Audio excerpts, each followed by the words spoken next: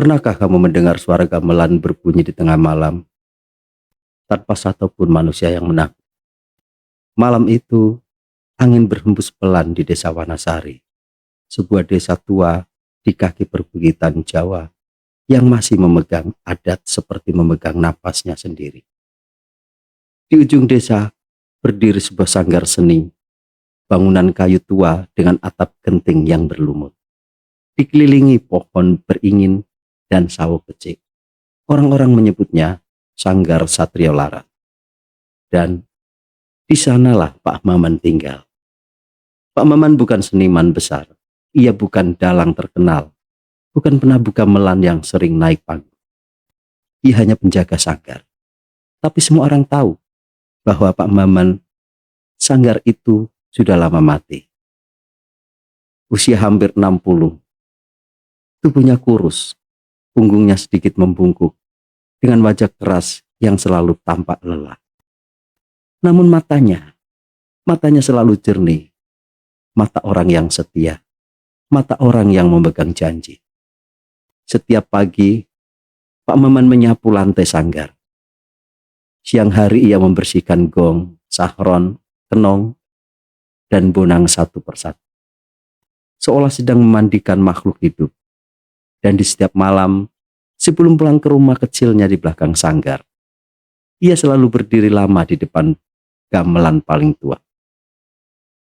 Satu set gamelan kuno yang tidak pernah lagi dimainkan sejak belasan tahun lalu. Orang-orang menyebutnya gamelan Kiai Laras Ireng. Tidak ada yang berani menyentuhnya. Konon gamelan itu bukan sekedar alat musik. Ia adalah saksi sebuah ritual lama, ritual yang gagal. Pak Maman tahu cerita itu, mendengarnya sejak masih remaja. Dari penjaga sanggar sebelumnya, almarhum Pak Wiryo. Man, gamelan iki ora kanggo dolanan. Yen wis muni dhewe, ana sing keluwen. Man, gamelan ini bukan untuk dimainkan. Kalau sampai berbunyi sendiri, ada yang sedang lapar. Pak Maman tidak pernah menertawakan cerita itu. Ia orang yang percaya pada hal-hal yang tak kasat mata. Tapi juga orang yang rasional. Ia percaya batas-batas antara yang hidup dan yang tidak. Namun malam itu, batas itu mulai kabur. Setiap pukul jam 12:15, Pak Maman sedang mengunci pintu sanggar. Lampu minyak di teras bergoyang tertiup angin. Desa sudah sunyi. Bahkan jangkrik pun seperti memilih diam. Saat itulah bunyi itu terdengar. Pong. Pak Maman berhenti. Ia menoleh ke dalam sanggar. Tong. Pong. Suara itu berat, dalam, tidak salah lagi, gong. Jantung Pak Maman berdetak keras. Ah, mong angin, bisik Pak Maman. Ah, cuma angin. Namun langkahnya gemetar ketika ia membuka kembali pintu sanggar. Di dalam, remang lampu minyak memperlihatkan barisan gamelan yang tersusun rapi. Tidak ada siapa-siapa. Tidak ada angin. Semua pintu tertutup. Lalu, ting, ting, ting. Suara saron menyusul. Nadanya tua. Pelan seperti seorang yang sedang membuka, mengingat lagu lama. Pak Maman mundur satu langkah. Sopo? Siapa? Kata Pak Maman. Tapi tidak ada jawaban. Namun gamelan itu terus berbunyi. Nada demi nada menyusun gending kuno yang bahkan Pak Maman yang puluhan tahun menjaga sanggar tidak mengenalnya. Dan yang paling aneh, paling mengerikan, semua alat itu bergerak sendiri. Pemukul gong berayun perlahan, Bila saran bergetar seolah disentuh tangan tak terlihat. Pak Maman menelan ludah. Ia ingin lari, ingin menutup mata dan berpura-pura mimpi. Tapi kakinya seperti berakar ke lantai sanggar. Di tengah suara gamelan itu, Pak Maman mendengar bisikan pelan, berlapis, seperti suara banyak orang. Penjagane wis bali, penjagane wis bali. Pak Maman memegang dadanya. Aku mung jogo, aku mung jogo. Aku cuma penjaga, aku cuma penjaga. Namun jauh di dalam sanggar, tepat di depan Kiai Laras Ireng, lambung minyak tiba-tiba padam. Gelap. Dan di dalam kegelapan itu, gamelan berhenti. Seakan baru saja mengenali siapa yang datang. Malam itu, Pak Maman belum tahu bahwa sejak gamelan itu berbunyi, ia tidak lagi sekedar penjaga. Ia telah dipanggil. Bagaimana jika suara yang kamu dengar semalam tidak berhenti saat pagi datang? Pagi di desa Wanasari datang seperti biasa. Matahari naik perlahan dari balik perbukitan. Ayam berkokok dan asap dapur mulai mengebul dari rumah-rumah warga. Sanggar Satrio Laras kembali tampak seperti biasa. Seperti bangunan tua yang tak bernyawa. Namun bagi Pak Maman, pagi itu terasa terlalu sunyi.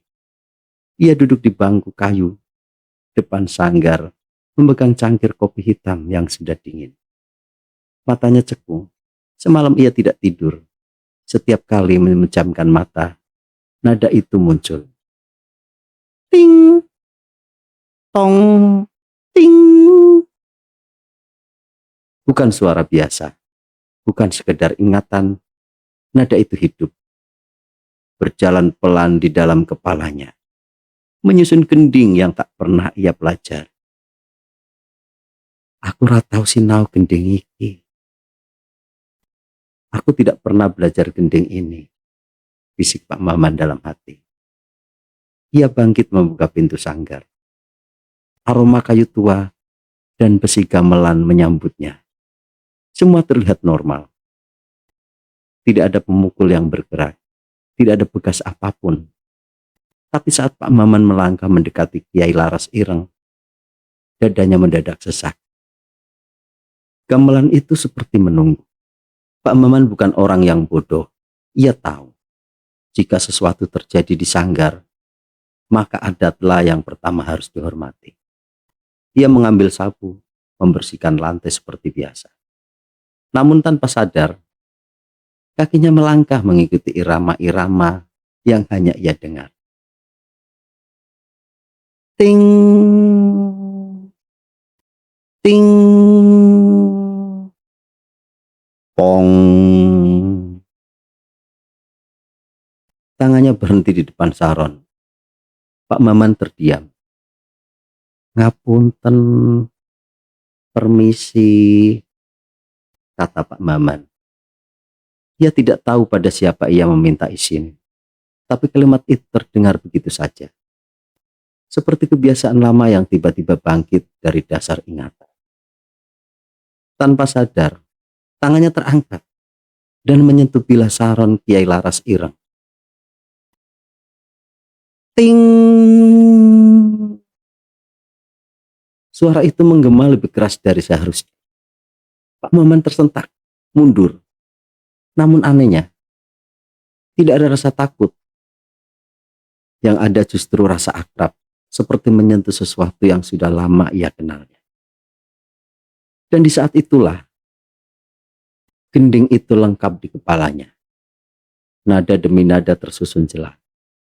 Ia tahu bagian awalnya, ia tahu kapan gong harus dipukul. Ia tahu jeda yang tepat seolah seorang telah mengajarkan berulang kali. Hah, ora bener ki, ora bener.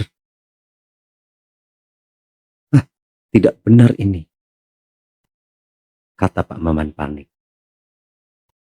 Ia berlari keluar sanggar, mengunci pintu, dan berjalan cepat menuju warung kecil di ujung desa. Di sana Bu Sri penjual warung sedang menyusun dagangannya. "Loh Pak Maman, kok pucat ngono? Loh Pak Maman, kok pucat begitu?" tanya Ibu Sri. "Bu, jenengan tahu krungu gendeng lawas jenenge jenenge Bu, pernah dengar gending lama namanya namanya?" tanya Pak Maman kepada Ibu Sri, penjaga warung. Pak Maman terdiam. Nama itu ada di ujung lidahnya, tapi seperti dilarang keluar. "Pak Maman, ojo sembarangan nyebut. Pak Maman, jangan sembarangan menyebut." Wajah Bu Sri berubah tegang. "Wingi wengi ana sing krungu gamelan saka arah sanggar. Tadi malam ada yang dengar suara gamelan dari arah sanggar," kata Ibu Sri. Pak Maman menatapnya. "Sinten? Siapa?" tanya Pak Maman. "Wong-wong sepuh," jawab Ibu Sri. "Orang-orang tua." Lah kabeh ngomong siji dan semuanya bilang satu hal. Ibu Sri mendekat, menurunkan suaranya. "Yen Kiai Laras wis muni, penjagane kudu siap. Kalau Kiai Laras ireng sudah berbunyi, penjaganya harus siap." Kata penjaga itu kembali menghantam Pak Maman, lebih keras dari gong semalam. Ia pulang ke sanggar dengan langkah gontai. Sore itu langit menguning aneh.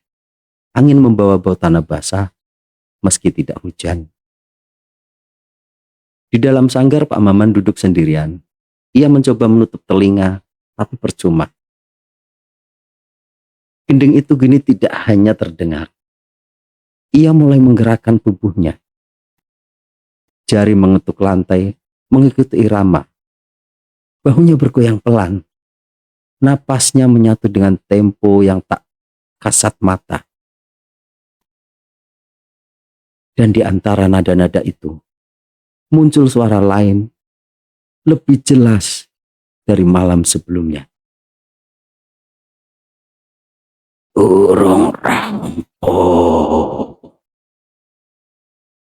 Belum selesai. Pak Maman menangis. "Aku mung jaga, dudu sing liyane. Aku cuma penjaga, bukan yang lain." Namun Kiai Laras Ireng menjawabnya, bukan dengan mata, melainkan dengan dentuman gong tunggal yang menggema di seluruh sanggar. Tong!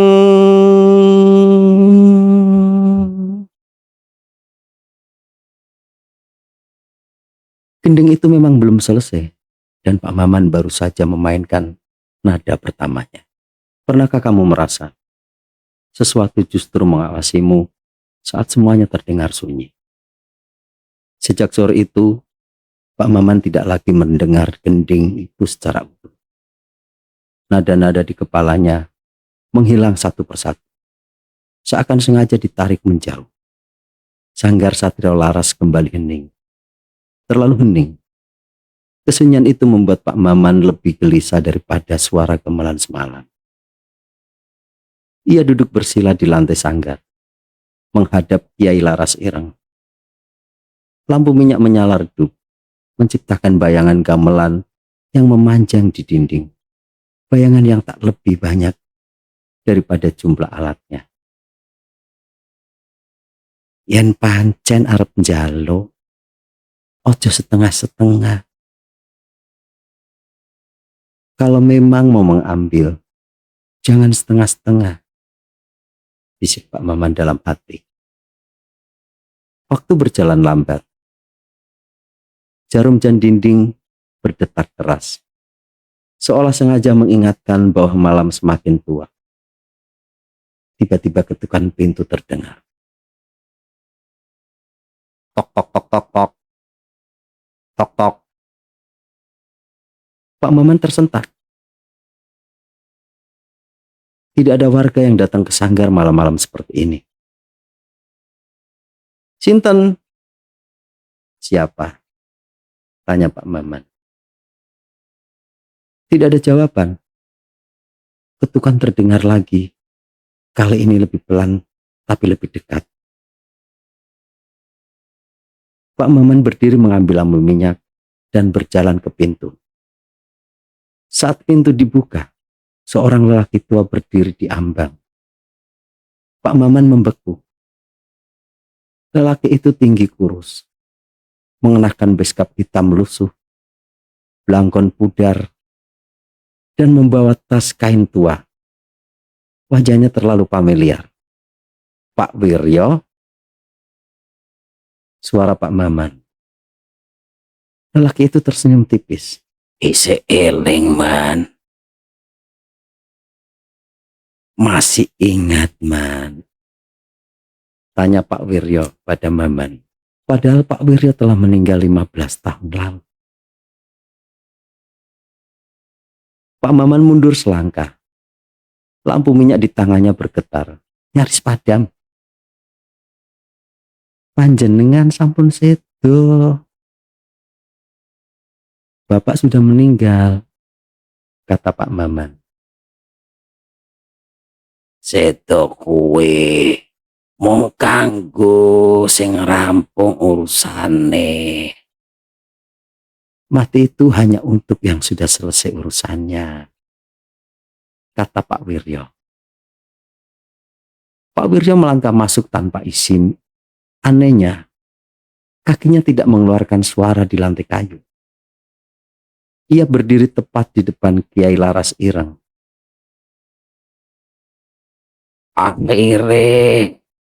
Akhirnya muni maneh. Akhirnya kembali lagi. Bapak ngerti? Tanya Pak Maman kepada Pak Wiryo. Pak Wiryo menoleh. Matanya kosong seperti menatap jauh ke masa lalu.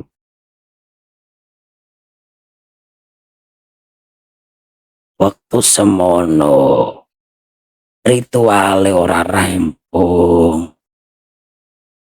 Dulu, ritualnya tidak selesai. Ana sing playu, ana sing ora kuat. Ada yang lari, ada yang tidak kuat. Pak Maman menelan ludah. Ritual apa, Pak? Pak Wiryo menghela napas panjang. Ritual kanggo njaga desa iki. Ritual untuk menjaga desa ini. Gamelan iki dudu alat, nanging lawang. Gamelan ini bukan alat, tapi pintu. Lampu minyak berkedip.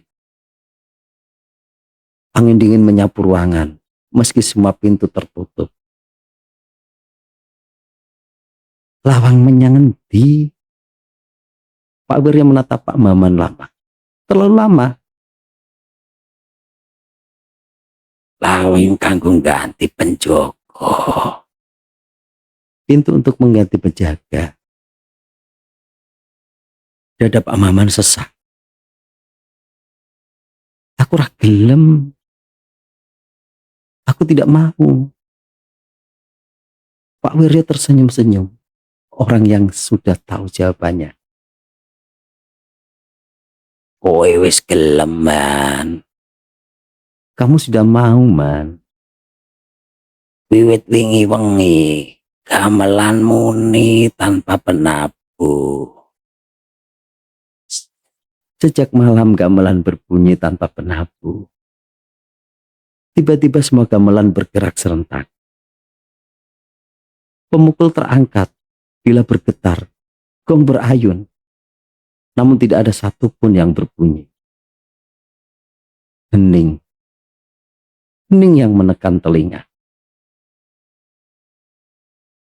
Pak Maman sadar.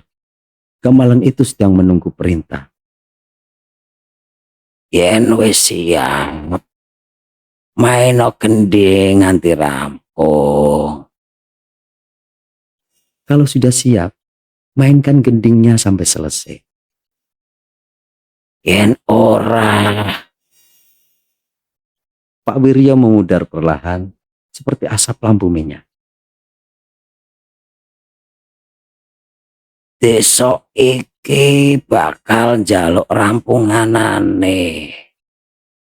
Desa ini yang akan meminta penyelesaiannya. Lampu minyak padam. Dalam gelap, satu nada terdengar pelan tapi pasti. Ting! Pak Maman berdiri sendirian. Dan kini ia tahu, kesunyian bukan berarti amat. Kadang kesunyian hanyalah napas sebelum gending dilanjutkan. Apa yang terjadi jika sebuah larangan dilanggar? Bukan karena keberanian, melainkan karena ketidaktahuan. Sejak malam itu, Pak Maman tidak lagi meninggalkan sanggar. Ia tidur di sudut ruangan, beralaskan tikar pandan, ditemani bau kayu tua dan besi gamelan yang dingin. Pagi dan malam terasa menyatu. Waktu kehilangan batasnya. Dan tanpa ia sadari, pantangan pertama telah ia langgar. Di adat lama desa Wanasari, penjaga sanggar tidak boleh tidur menghadap gamelan tua. Konon, siapapun yang melanggarnya akan bermimpi bukan tentang dirinya sendiri. Pagi itu, Pak Maman terbangun dengan keringat dingin. Dalam mimpinya, ia berdiri di tengah sanggar. Namun tubuhnya bukan tubuhnya sendiri. Tangannya lebih mudah. Punggungnya tegak dan sedikit. Di sekelilingnya, orang-orang berpakaian adat berdiri melingkar. Menunduk, memegang kemenyan dan sesaji. Di depan mereka, Kiai Laras Ireng masih baru. Pak Maman terbangun terengah. Itu impenku, bukan mimpiku, guman Pak Maman pelan. Ia menoleh ke gamelan. Bayangannya di permukaan yang tampak terlambat dan bergerak. Pak Maman bangkit. Mencoba menenangkan diri, ia menyeduh kopi dengan tangan gemetar. Saat air panas dituangkan, uapnya membentuk pola aneh. Seperti aksara Jawa yang tak sempat terbaca. Dan saat itulah Ki Sastro sesepuh desa datang ke sanggar. Pak Maman, suaranya berat dalam tidak terbiasa. Nggih Ki, kowe wis krungu ya? Kamu sudah dengar kan? Pak Maman terdiam sejenak. Gamelan Kiai Laras Ireng or tamuni yen ora dipanggil. Gamelan itu tidak pernah berbunyi kalau tidak dipanggil. Aku ora nimbali sopo-sopo Ki. Aku tidak memanggil siapa-siapa Ki. Ki Sastro menghela napas, lalu duduk bersila. Nanging kowe ngimpeni. Tapi kamu menjawab. Pak Maman terkejut. Menjawab bukan dengan kata, melainkan dengan kesetiaan.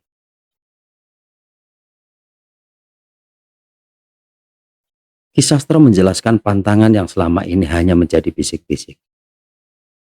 Penjaga tidak boleh memainkan satu pun nada sendirian. Gending Kiai Laras Ireng tidak boleh diselesaikan. Dan yang paling penting, penjaga tidak boleh tahu gending itu secara utuh. Pak Maman teringat, ia telah mengetahui semuanya. Yen wis ngerti, pripun Pak? Kalau sudah tahu, bagaimana Pak? Ki Sastra menatapnya lama. Berarti sing jaga wis nemokke pengganti. Berarti yang jaga sudah menemukan pengganti. Angin tertiup kencang. Pintu sanggar menutup sendiri. Tiba-tiba seorang anak kecil berdiri di sudut ruangan. Pakaiannya putih, rambutnya basah, matanya kosong. Pak Maman tersentak berdiri. "Sapa kowe? Siapa kamu?" Anak itu menunjuk Seron Kiai Laras Ireng. "Pak, kula supen. Begane. Pak, saya lupa bagiannya." Nada saron berbunyi sendiri. Ting. Ki Sastra menunduk dalam-dalam. "Wis telat, Man. Sudah terlambat, Man." Pak Maman gemetar. Anak itu tersenyum. Senyum orang yang bukan sedang meminta bantuan, melainkan mengingatkan kewajiban. Dan di kepala Pak Maman, gending itu kembali terdengar. Kali ini lengkap dari sebelumnya. Pantangan kedua telah runtuh. Bagaimana jika sebuah lagu tidak diciptakan untuk didengar manusia, melainkan untuk dipersembahkan? Malam turun tanpa senja. Langit di atas desa Wanasari berubah kelabu pekat. Seolah matahari sengaja dilewatkan. Pak Maman duduk bersila di depan Kiai Laras Ireng. Tubuhnya kaku, napasnya berat. Sejak anak kecil itu muncul, sanggar tidak pernah benar-benar sunyi. Bukan karena suara, melainkan karena kehadiran. Bayangan di dinding bertambah, udara menjadi lembab, dingin, dan berbau tanah basah bercampur kemenyan tua. "Iki dudu gending kanggo wong urip," bisik Pak Maman dalam. Tangannya mau ngangkat. Dia tidak ingat kapan mengambil pemukul saron. Dia hanya tahu pemukul itu pas di genggamannya, seperti dibuat khusus untuknya. Ting. Nada pertama terdengar. Bukan keras, bukan indah, namun tepat. Seperti kunci yang akhirnya masuk ke lubang yang benar. Gong menyusul. Ong.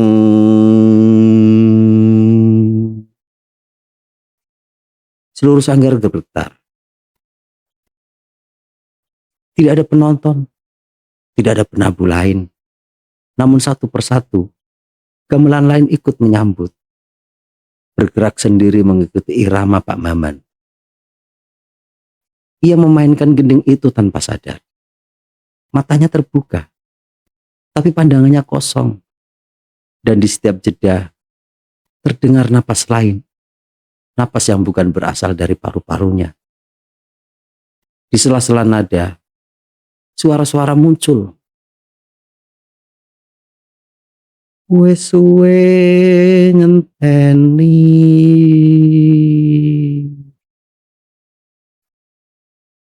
Sudah lama menunggu.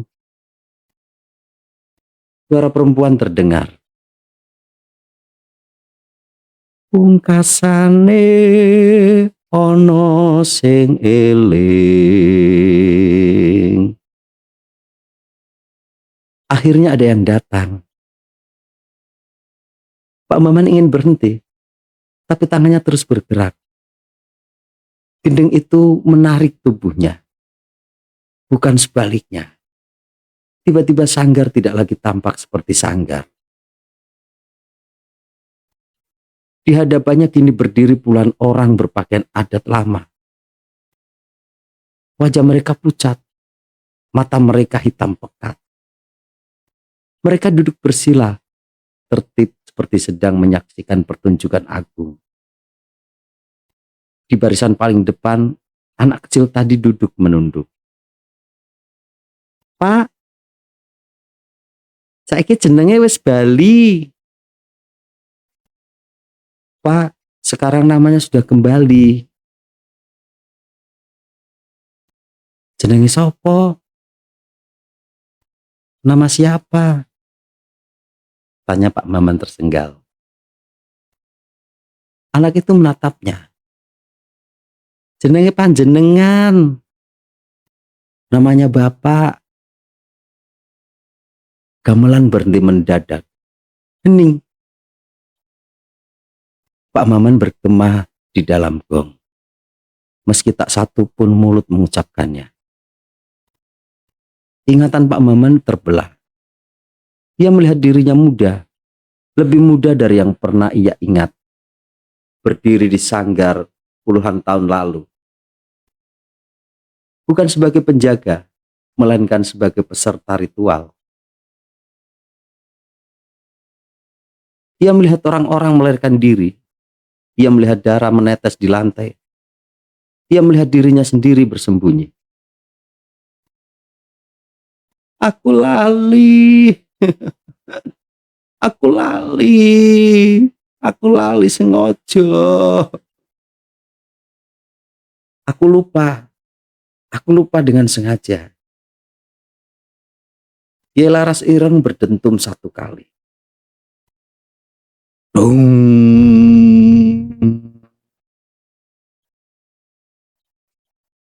Bayangan-bayangan itu berdiri. Suara-suara bersamaan. Iki eling. Sekarang ingat. Ki Sastro muncul di ambang sanggar. Wajahnya pucat. Man, ojo rampung ke gendinge. Man, jangan selesaikan gendingnya. Pak Maman menatapnya untuk pertama kalinya. Ia tersenyum tenang. Gending iki pancen kudu rampung. Gending ini memang harus selesai, jawab Pak Maman. Tangannya terangkat kembali, nada berikutnya dimainkan. Dan saat nada itu terdengar, pintu sanggar tertutup sendiri. Gending untuk yang tidak bernama kini memiliki nama. Dan Pak Maman baru saja mengambil kembali peran. Apa artinya sebuah pertunjukan jika penontonnya bukan lagi manusia? Sejak malam Pak Maman memainkan nada itu, Desa Wanasari berubah. Pagi datang, tapi tidak benar-benar terang. Matahari tampak pucat. Seperti disaring kabut tipis yang tak pernah benar-benar hilang. Ayam berkokok terlambat. Anjing-anjing desa melolong tanpa arah. Dan yang paling aneh, orang-orang berhenti lewat di depan sanggar. Bukan karena takut, melainkan karena mereka merasa sedang ditonton. Pak Maman berdiri di ambang pintu sanggar. Menatap jalan tanah yang kosong. Tubuhnya terlihat sama, tapi matanya terlalu tenang. Ia masih menyapu, masih membersihkan gamelan. Namun kini setiap gerakannya selaras dengan irama yang tak terdengar. Di siang hari, Bu Sri memberanikan diri datang. Pak Maman, kalau kepingin nyuwun. Pak Maman, saya mau minta. Kalimatnya berhenti. Matanya terpaku dalam sanggar. Di balik Pak Maman, kursi-kursi kosong tersusun rapi. Menghadap gamelan, padahal kursi itu sudah lama disimpan di gudang. Niku kursine sopo? Itu kursinya siapa? Tanya Bu Sri pada Pak Maman. Pak Maman tersenyum tipis. Kanggo sing ngrawuh. Untuk yang datang, jawab Pak Maman. Bu Sri mundur satu langkah. Rawuh sapa to, Pak? Datang siapa to, Pak? Tanya Bu Sri kembali. Pak Maman tidak menjawab. Namun dari dalam sanggar terdengar suara kain diseret. Diikuti bisikan halus seperti orang-orang yang sedang mengambil tempat duduk. Bu Sri lari tanpa menoleh. Malamnya, suara gamelan kembali terdengar. Tidak keras, tidak juga penuh. Hanya potongan-potongan gending, dimainkan seperti latihan. Namun setiap nadanya menggigit udara. Warga desa menutup pintu rapat-rapat. Lampu dimatikan lebih awal. Tidak ada yang berani mengintip ke arah sanggar, kecuali Ki Sastro. Ia berdiri di balik pohon beringin tua, menatap sanggar dengan wajah penuh penyesalan. Sing ditakuti dudu rampunge gending, nanging sapa sing dirampungke? Yang ditakuti bukan selesainya gending, tapi siapa yang menyelesaikannya? Bisik Pak Sastro dalam hati. Di dalam sanggar Pak Maman duduk di depan gamelan. Di sekelilingnya kursi-kursi kini terisi. Bayangan duduk tegak, wajah tidak jelas, namun semuanya menghadap satu titik. Pak Maman. Ia memainkan bagian tengah gending, bagian yang dulu selalu dihentikan. Nada ini tidak pernah diperdengarkan kepada manusia. Nada yang memanggil bukan menghibur. Dan setiap kali nada itu dimainkan, satu rumah di desa menjadi gelap. Lampu padam, pintu terbuka sendiri, penghuninya terdiam. Berdiri menghadap sanggar seperti mendengar panggilan yang tak bisa ditolak. Isik krungu, isik podo krungu. Suara-suara pelan berlapis. Pak Maman mengangguk kecil. Sabar. Isik ana bagian pamkasane. Sabar. Masih ada bagian terakhir, kata Pak Maman. Gamelan bergetar seakan tidak sabar. Di luar sanggar Ki Sastro jatuh berlutut. Ia sadar gini, gending itu bukan sedang dimainkan untuk desa, melainkan menilai. Dan penontonnya tidak pernah bertepuk tangan karena mereka datang bukan untuk menikmati. Mereka datang untuk mengambil kembali apa yang dulu ditinggalkan. Apa jadinya jika sebuah desa melewati waktu maghrib tanpa pernah benar-benar mengalaminya? Sore itu langit desa Wanasari tidak berubah warna. Tidak ada jingga, tidak ada merah. Matahari seolah berhenti di tempatnya, menggantung pucat di balik kabut tipis. Jam dinding berdetak, namun waktu tidak berhenti. Anak-anak yang biasanya dipanggil untuk masuk rumah tetap berdiri di teras, menatap kosong ke arah sanggar. Orang dewasa menutup pintu, tapi tidak menguncinya. Seolah tahu percuma. Azan maghrib tidak pernah berkumandang. Masjid tua di tengah desa gelap. Pintu terbuka, tapi di dalamnya kosong. Sejadah terlipat rapi, seolah tidak pernah disentuh hari. Di sanggar Pak Maman berdiri di tengah ruangan. Ia tidak duduk. Ia tidak menabuh. Namun gamelan tetap berbunyi. Nada-nada mengalir pelan, mengisi ruangan antara siang dan malam. Ruangan yang seharusnya tidak ada. Saiki wis wektune. Sekarang sudah waktunya, kuman Pak Maman. Di setiap rumah, satu persatu warga merasakan hal yang sama. Kenangan yang bukan milik mereka. Seorang ibu melihat dirinya mengubur kain kafan kosong. Seorang bapak melihat tangannya sendiri memegang keris berdarah. Seorang anak mendengar namanya dipanggil oleh suara yang mirip ibunya tapi bukan. Suara kenangan itu mengarah ke satu tempat. Sanggar Satrio Laras.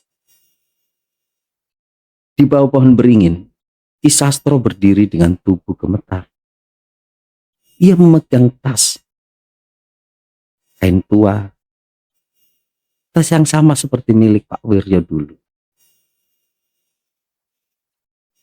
Man, yen isih ana sisa elengmu, rungokno. Man, kalau masih ada sisa kedengaranmu, kesadaranmu, dengarkan. Pak Maman menoleh. Namun sorot matanya bukan milik orang yang masih ragu. Ki Mahrib,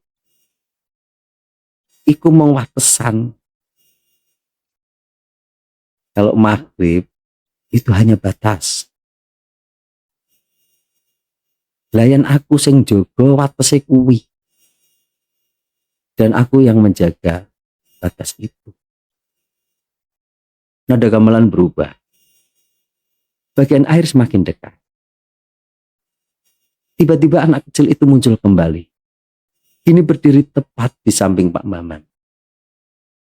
Namun wajahnya tidak lagi polos. Matanya hitam penuh. Seperti lubang tanpa dasar.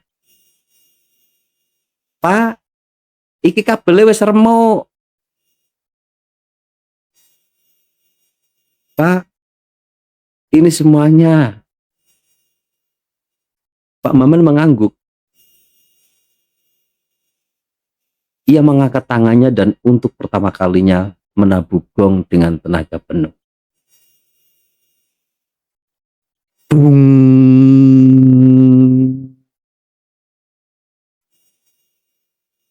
Maghrib akhirnya datang. Tapi bukan untuk manusia. Langit menggelap drastis. Angin berhenti di dunia menahan napas. Ki Sastro jatuh tertun. Ia tahu. Setelah maghrib ini, tidak semua yang berdiri di desa itu akan kembali sebagai orang yang sama. Apa jadinya jika nama yang seharusnya melindungi identitas manusia justru menjadi panggilan untuk pulang? Malam akhirnya turun sepenuhnya. Langit di atas desa Wanasari hitam tanpa bintang. Tanpa bulan, udara menjadi berat. Seolah setiap tarikan napas harus meminta izin. Di halaman sanggar, warga desa berdiri berbaring. Tidak bergerak. Tidak bicara. Mata mereka terbuka, tapi tidak benar-benar melihat. Pak Maman berdiri di ambang pintu sanggar di belakangnya. Kiai Laras Ireng bergetar. Pelan bukan karena disentuh, melainkan karena menunggu. Ia menarik napas panjang. Gong berbunyi pelan. Tong. Sebuah nama bergema. Bukan di udara, melainkan di dalam kepala setiap orang. Seorang lelaki tua di barisan depan tersentak, wajahnya pucat. Jeneng kuwi simbahku. Nama itu nama kakekku. Bisik lelaki tua yang paling depan tadi. Tubuhnya gemetar, lalu jatuh berlutut. Bayangan keluar dari tubuhnya. Sosok tua dengan pakaian adat lama. Wajah penuh luka batin. Nama itu bukan nama orang yang berdiri di atas. Itu nama yang seharusnya tidak pernah dilupakan. Pak Maman melanjutkan. Sing kaping pindho. Ting. Nama lain dipanggil. Seorang perempuan menjerit tanpa suara. Air mata mengalir. Tapi bibirnya terkunci. Dari punggungnya, seorang perempuan lain bangkit lebih muda. Membawa kain kafan setengah jadi. Nama demi nama dipanggil. Setiap nama adalah utang. Setiap utang menuntut wujud. Anak kecil itu berjalan di antara barisan warga, menunjuk satu persatu. Iki, lan iki. Ini, dan ini. Ki Sastro menutup telinga. Berlutut di tanah. Mandek, man. Mandek. Jeneng iku wis dikubur. Berhenti, man. Nama-nama itu sudah dikubur. Pak Maman menatapnya. Tatapan orang yang sudah melewati rasa bersalah. Dikubur ora podo karo rampung. Dikubur tidak sama dengan selesai. Jawab Pak Maman. Nada gamelan semakin cepat. Ruangan di sekitar sanggar berlapis-lapis. Seperti banyak waktu yang tertumpuk menjadi satu. Warga desa mulai menyadari. Yang berdiri di samping mereka bukan lagi tetangga. Melainkan orang-orang dari masa lain yang kembali saat nama mereka dipanggil. Di antara nama-nama itu satu terdengar lebih berat.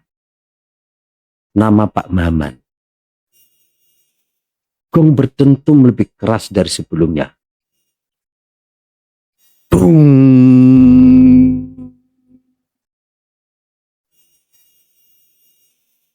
Pak Maman menutup mata. Giliranku.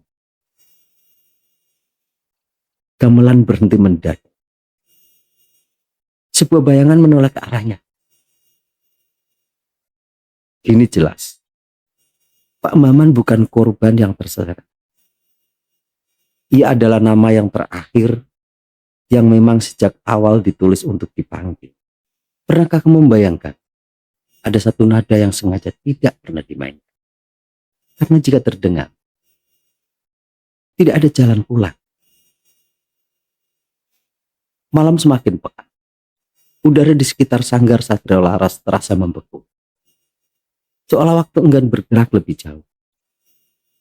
Warga desa berdiri di seperti patung tanah liat. Sementara bayangan-bayangan masa lalu berdesakan di antara mereka. Semua mata kini tertuju pada Pak Maman. Ia berdiri tegap di depan Kiai Laras Ireng. Wajahnya tenang. Tapi bukan karena damai, melainkan karena telah menerima perang. Bagian gending yang akan dimainkan selanjutnya tidak memiliki nama. Tidak pernah diajarkan. Tidak pernah dicatat. Hanya diwariskan lewat bisikan dan mimpi. Pak Maman mengangkat pemukul gong. Tangannya berhenti di udara. Yen iki muni, aku ora bakal bali. Di belakangnya anak kecil itu berdiri sangat dekat. Begitu dekat, hingga napas terasa dingin di tengkuk Pak Maman. Pak, iki bagian sing panjenengan. Tinggalke Pak. Pak, ini bagian Bapak. Tinggalkan Pak. Ki Sastro tersungkur menangis. Man, biyen kowe mlayu. Saiki isih ana wektu, Man. Man, dulu kamu lari. Sekarang masih ada waktu, Man. Pak Maman menoleh.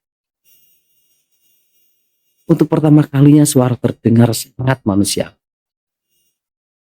Ki, aku melayu supaya bisa bali. Jawab Pak Maman. Ki, aku lari supaya bisa kembali. Ia mengingat semuanya gini. Malam puluhan tahun lalu, ritual setengah jadi. Gamelan yang memanggil orang-orang yang tidak kuat. Dan dirinya yang seharusnya menjadi penjaga baru. Tapi memilih hidup normal. Melupakan nama lama. Kiai Laras Ireng tidak pernah lupa. Pemukul gong turun perlahan. Dong. Bukan dentuman. Bukan gema. Hanya satu getaran yang terasa sampai ke tulang. Segalanya berhenti. Bayangan-bayangan menunduk. Warga desa terhuyung, namun tetap berdiri. Nada itu tidak terdengar oleh telinga. Nada itu dirasakan oleh yang berutang. Tanah di sekitar sanggar bergetar halus. Dari retakan kecil, asap tipis keluar berbau kemenyan dan darah lama. Pak Maman melanjutkan. Satu nada lagi. Ting! Anak kecil itu tersenyum lebar. Rampung setengah, Pak. Selesai setengah, Pak. Pak Maman menutup mata. Ngenteni wae. Tunggu saja. Di titik itu, Ki Sastro sadar. Gendeng ini tidak bertujuan mengambil nyawa. Gendeng ini bertujuan mengikat.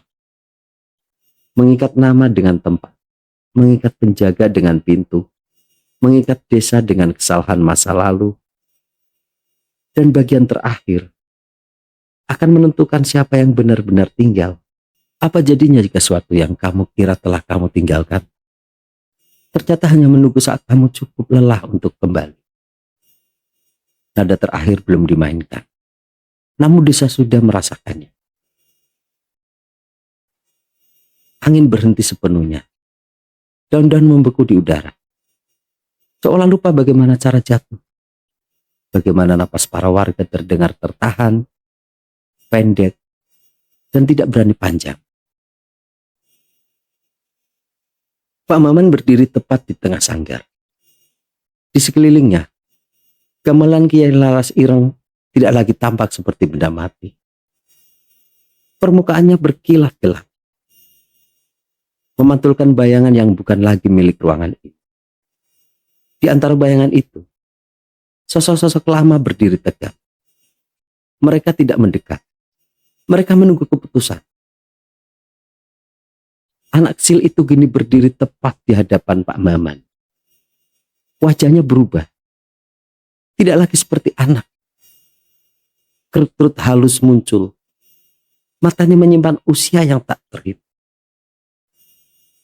Pak, yang terakhir orang nganggo tangan. Pak, yang terakhir tidak menggunakan tangan. Pak Maman mengangguk pelan.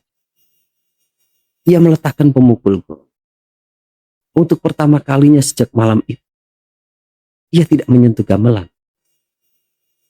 Nada terakhir bukan bunyi. Nada terakhir adalah ucap. Pak Maman melangkah maju, berdiri tepat di depan gong terbesar. Ia menempelkan dahinya ke permukaan logam yang dingin. Ia berbisik, bukan mantra, bukan doa.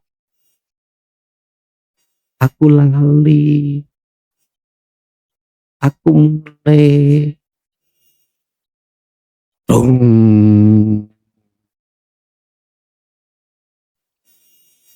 Gong berbunyi sendiri.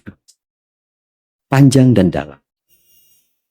Suaranya bukan datang dari luar, melainkan dari dalam dada setiap orang yang berdiri di atas. Bayangan-bayangannya bergerak. Satu persatu mereka masuk ke dalam gamelan melebur, menghilang seperti hutang yang akhirnya dibayar. Warga desa jatuh tertunduk. Tangisan pecah. Beberapa orang pingsan. Beberapa hanya memeluk diri sendiri, bingung dengan air mata yang jatuh tanpa sebab. Di tengah kekacauan itu, sanggar menjadi sunyi. Ki Sastro bangkit dengan susah payah. Ia berlari masuk ke dalam sanggar. Man! Sanggar kosong. Tidak ada Pak Maman. Tidak ada anak kecil. Hanya Kiai Laras Ireng yang kini tampak kusam, tua, dan diam seperti gamelan biasa. Pagi datang dengan normal. Matahari bersinar. Azan subuh berkumandang. Desa Wanasari kembali hidup. Namun sejak hari itu, tidak pernah ada lagi penjaga sanggar lagi. Tidak ada yang berani. Karena setiap malam tertentu, saat angin berhenti dan waktu terasa melambat, orang-orang mendengar satu nada gong dari dalam sanggar. Bukan tanda bahaya, melainkan tanda bahwa penjaga tidak pernah benar-benar pergi.